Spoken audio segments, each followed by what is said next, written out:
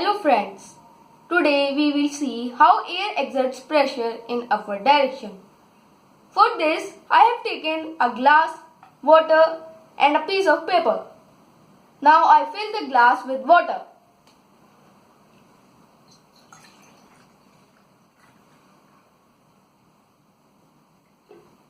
And then I cover it with paper.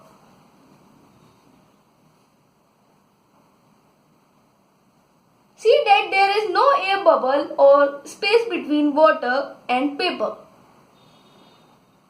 Keeping the paper with one hand, invert the glass. Now remove your hand gently from the paper. What do you notice? See that water do not fall.